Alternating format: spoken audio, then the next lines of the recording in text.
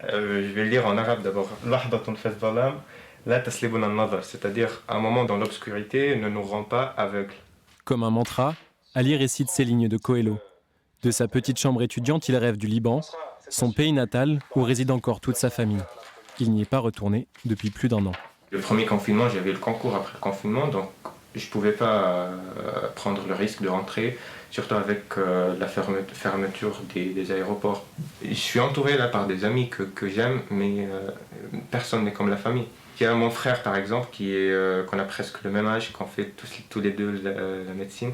Il est en 4e, donc là il me manque. La famille, c'est aussi le seul soutien financier pour cet étudiant en médecine. La crise sanitaire, doublée d'un effondrement économique au Liban, ont énormément réduit ses ressources. Aujourd'hui, il subvient à ses besoins grâce à une aide alimentaire et au repas à 1 € du restaurant universitaire. Je suis obligé de limiter mes dépenses pour les trucs essentiels. Ma nourriture, mes études, mon loyer. Et parce qu'il n'y a plus la marge qu'on avait avant d'un peu se détendre, un peu dépenser de l'argent pour kiffer, quoi, pour aller, pour sortir. À la précarité financière des uns s'ajoute la détresse psychologique des autres. Élève assidue, Caroline se destine à la chirurgie. Aujourd'hui, elle tient grâce à ses camarades, mais la solitude des confinements a bien failli avoir raison de ses études. Novembre-décembre, ça allait vraiment pas bien. Enfin, il y avait les partiels qui approchaient. Enfin, en plus, ils n'étaient pas là. Donc là, je me suis vraiment retrouvée toute seule à devoir travailler. C'était vraiment pas évident cette période.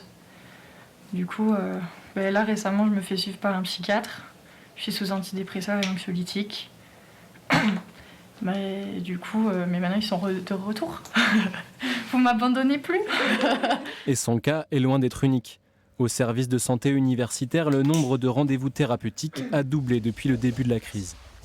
Un certain nombre d'étudiants qui avaient l'habitude de travailler toujours à la bibliothèque ou à la salle d'études de la résidence se retrouvaient contraints de devoir travailler dans leur lieu de détente, alors qu'auparavant, pour eux, c'était des choses extrêmement séparées. Il y en a que ça a mis très mal, parce que ils ne comprenaient pas pourquoi ils n'arrivaient plus à travailler, alors qu'auparavant, ils ne vivaient pas cette difficulté-là. Des difficultés qui ont poussé Grégoire à mettre ses études de sociologie entre parenthèses. On apprend à l'école à avoir un professeur devant nous, et c'est vrai que c'est compliqué de se mettre en distanciel et avoir vraiment pas d'interaction, pas de communication directe. De toute façon, je ne voyais pas le bout, la fin de ce confinement, et je me suis dit que c'était le moment d'arrêter, en tout cas de mettre pause la fac pour des projets, et pouvoir reprendre en septembre prochain si mes projets ne se réalisent pas et que voilà, j'ai besoin de reprendre cette fac. Grégoire, Ali, Caroline, 3 parcours parmi tant d'autres chamboulés par la crise. En mai dernier, seuls 39% des étudiants estimaient être satisfaits de leur cursus, selon l'Observatoire de la vie étudiante.